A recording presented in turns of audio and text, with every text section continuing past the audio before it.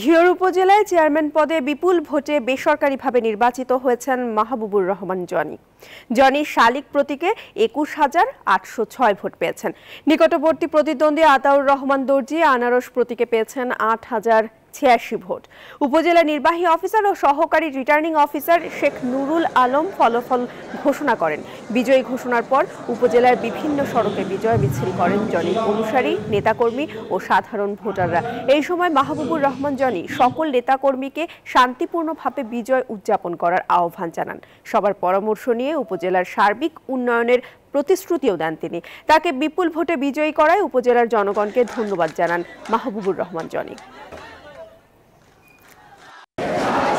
আমি অত্যন্ত আনন্দিত, কারণ অনেক বড় বড় লেভেলের ব্যক্তিবর্গ ইনভলভ ছিল এবং সমাজের অনেক শুভাকাঙ্ক্ষী, ব্যবসায়ী, খেলোয়াড়বিন্দু, যুব সমাজ, ছাত্র সমাজ, বসুন্ধরা গ্রুপের ম্যানেজিং ডিরেক্টর সায়েম সুমন আনভি সাহেব 40,000 লোকের ইফতারের ব্যবস্থা করছেন ঘিওরে, আর সেটা আমি তদারকি করেছি।